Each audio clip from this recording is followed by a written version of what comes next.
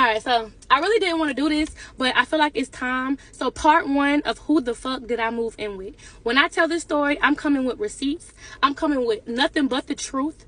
And I'm also coming with some hurt and some pain. Not because the dude hurt me, but because I look myself in the mirror and I'm just like, how did I miss all of these signs when they were right in front of me? So no, I'm not trying to be like Risa Tisa or nothing, but Risa Tisa, I think old boy got a brother. But let's get into the story. I was gonna call this story Surviving a Liar and a Manipulator, but who the fuck did I move in with got a better ring to it. So I'm just gonna go ahead and pull up the first receipt and get into this damn story. On May 12th, Mother's Day, I got a DM from a local Florida rapper, right? And all he said was my name. So I'm like, this could be this man trying to talk to me. This could be business. I didn't know really what it was for, but I was not in the whole like mood to be trying to talk to a dude because I had just got out of a relationship.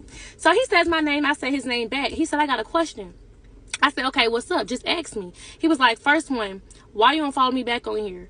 I said, I just followed you back. He said, okay, second one, you got a man? Matter of fact, you married? Boom. That is how we started talking.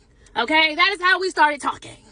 So, fast forward after we started DMing, that same night he had reached out to me. I'm not gonna cap. I went on his page and initially I was not attracted to this man at all. Like, he was nowhere near my type. But it was like, okay, he living the fast life. Like, he seemed fun. He seemed cool. He was a little flashy. So I'm not gonna lie. Like, I'm like, okay.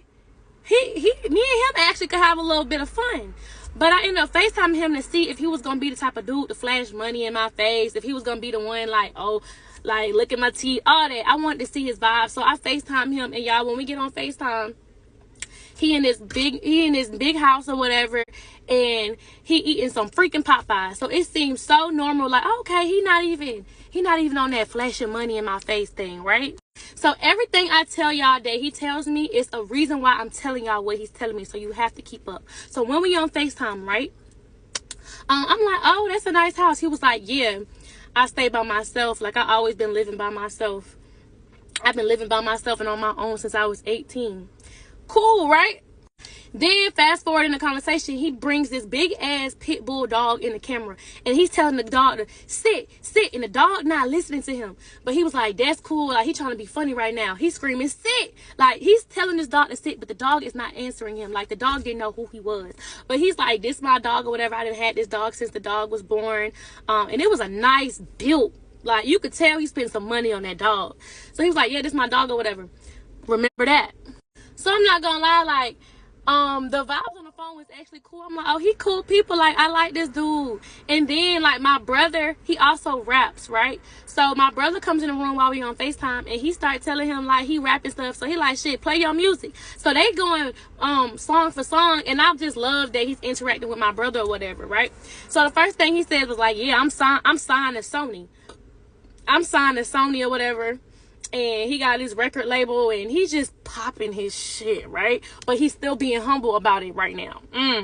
After the phone conversation, I took it upon myself to say, you know what? I actually like talking to you. Let's talk some more. So as we're talking more and more and more, we start FaceTiming a little bit more, and I'm starting to hear like a dude in the background. I'm like, who is this dude in the back? But I didn't ask him that because that's none of my business. But he was just like, man, my homeboy, we stay in the same neighborhood. He always at my house. Like, he ain't got no friends, and he be bored sometimes, so he just stay here. So I just let him stay on my couch. Yeah, okay. Anyway, whatever. At this time, I was on the way to my sister's wedding, right? So I had a whole trip planned to go out the country, but my my layover was in Florida, y'all. So this was literally like maybe like a week or two after we started FaceTiming, and he was like, yo, since your layover is in Florida, I'm gonna get you another plane ticket. Cancel your plane ticket back home and just stay here so I can get to know you. Like, give me like 48 hours to win over your heart or whatever. So I'm like, I don't know, like, you a stranger. I don't know how to feel about staying in Miami with you and I don't know you. So after I go do a little bit more research on him, I see that he has a child. So I confront him about it, like, dang, why you ain't tell me you had a child? And he was like, huh? I'm like, you got a baby, a new baby too. And I said, I ain't got time to be dealing with no baby mama drama. I never dealt with nobody who has a kid. I don't have no kid. I don't want to talk to nobody with a kid. That was something I was very heavy on. I don't want to talk to nobody with a child. But he was just like, you ain't got to deal with no baby mama drama. Like, none of that. I said, yes, I am. I already know how it go. He was like, what if I told you my baby mama was dead? So I was quiet because that took me for a loop. What am I supposed to say after that? So then he proceeds to talk and say, nah, I really don't even know my baby mama like that. Like, I promise you, you would never have to deal with none of that. You probably won't even hear from my baby mama because I don't know her myself. So I'm like, wait, hold on. How you don't know your baby mama? Like, now I'm a little curious. What you mean? You had a baby with somebody who you don't know? So he tells me this story, y'all. So he go ahead and tell me this quick little story about how he met his baby mama at a party.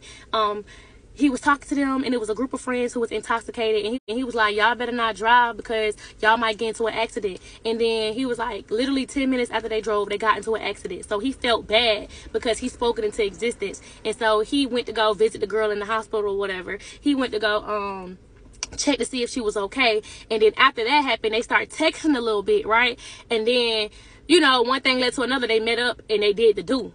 And they did the do for like about 2-3 times, and then out of nowhere she called him and like, I'm pregnant. And then he tells the story about how he was like, I don't even know you, like we don't know each other, I don't think we need to have no child. And then she was like, well, I could take care of the baby on my own. And he was like, at that point he knew that she was gonna try to keep the baby, so he was like, she didn't want to get an abortion, so she just had the baby. But I really feel like she just wanted to keep the baby because of who I was and what I got. Like, basically, she trapped this man. And since then, you know, like, she had a baby, but he don't know the girl. Like, that was how he kicked it to me the entire time, y'all. The entire time. Keep that in mind, please.